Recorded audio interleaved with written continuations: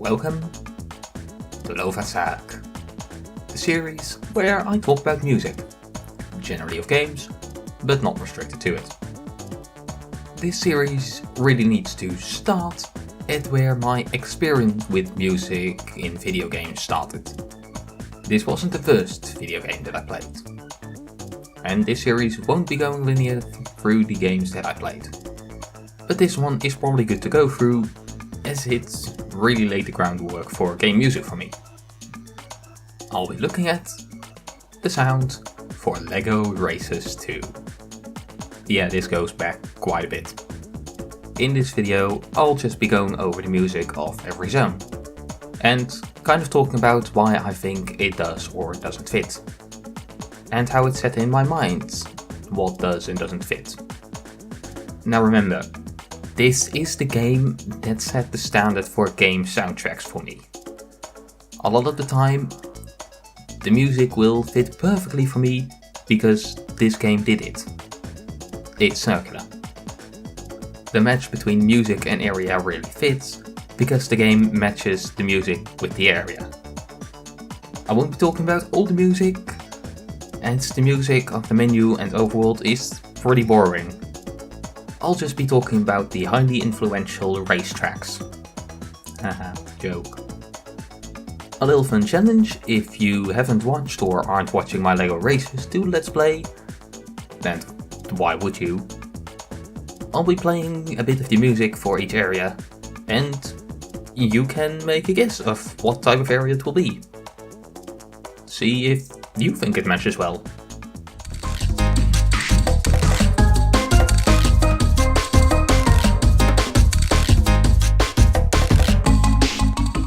When I hear this, I really think of some sports on beach.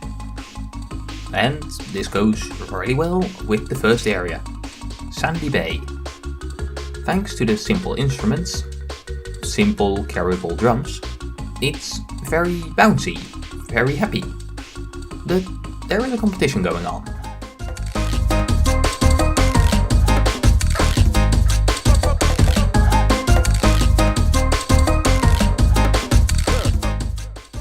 Small island with a little town and lots of beaches.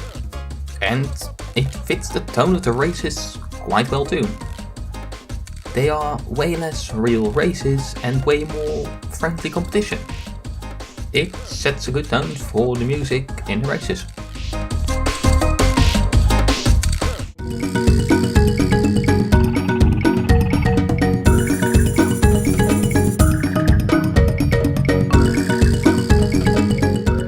This to me sounds very tribally, jungly, and this fits extremely well with the area, Dino Island.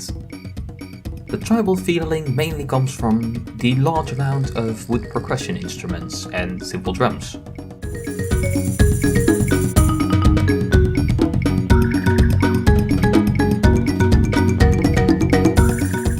The jungle feel is of course due to the animal-ish sounds.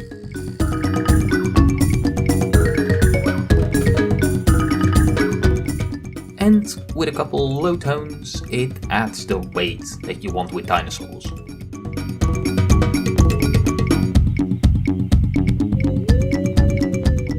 I love these tracks.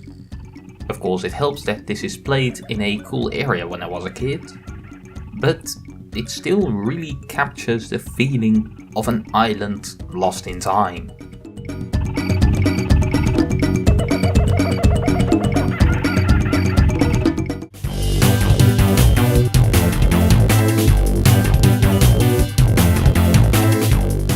This to me sounds very futuristic, which fits pretty well with the area. Mars. In fact, a Mars that is controlled by aliens with futuristic stuff.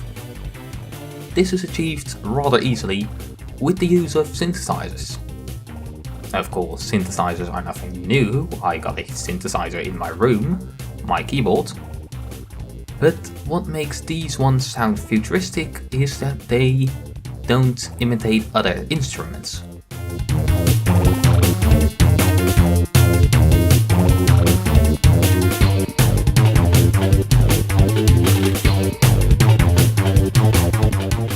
this is probably also the first time where the music can become a bit epic. And I must compliment them on making a boing sound serious.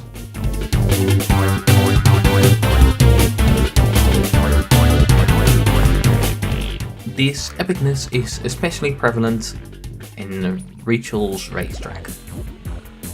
I think this is mainly achieved via playing parts or a full chord instead of playing a single note.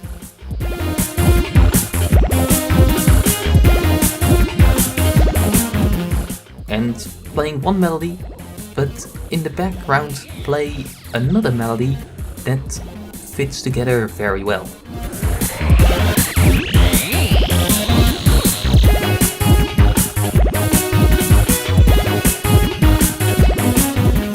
This has always stuck with me as the way to do futuristic. Probably something to keep in mind when going forward in this series.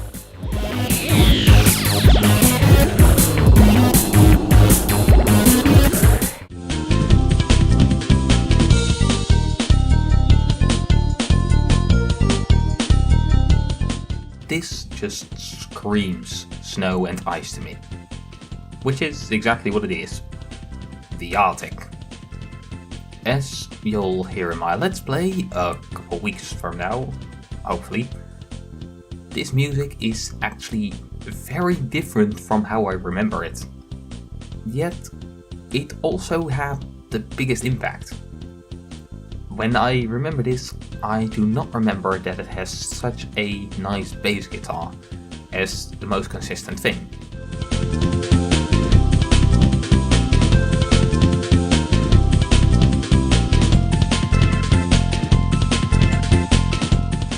But what mainly shaped my mind in how I think snow and ice music should sound are the lighter tones. To me, they sound like bells, though I could be wrong, but they really give the idea of playing on icicles. And somehow it feels like it's being played in an ice cave.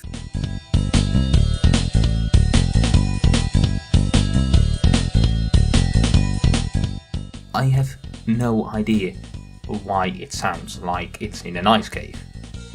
I have no idea how an ice cave should sound. I don't think I've been in one past the age of 12. But it is the idea that it gives me, and what else matters. This is the biggest influence on my idea of music for particular areas. So this will come back.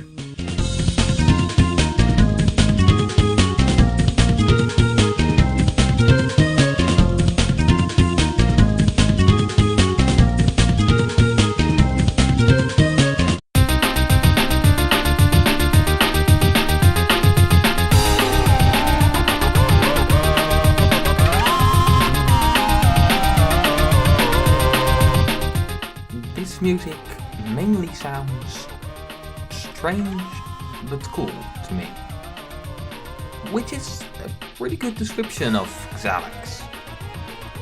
I have no idea what this area is supposed to be, but it's pretty cool. And yes, this area is pretty extreme.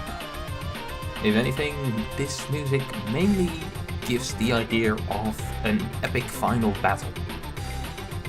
Which is interesting, as the music that plays during the actual final race is much simpler.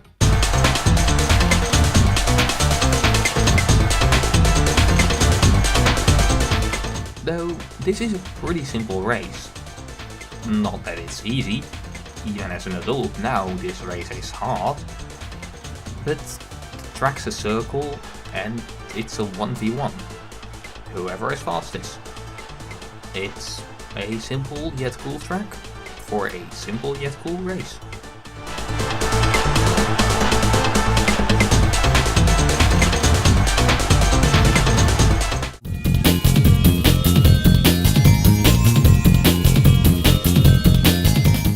And there you have it. The most influential music, on my opinion, on game soundtracks. Would percussion and drums sound tribal or prehistoric? synthesizers that don't copy other instruments, sound futuristic, light bells sound like icicles and immediately make things icy, and I have no idea what to make of Skrillex. In the next video of this sort, I'll be taking a listen to Dust, an Elysian Tale, the soundtrack that made me want to start this series. That soundtrack is out of this world.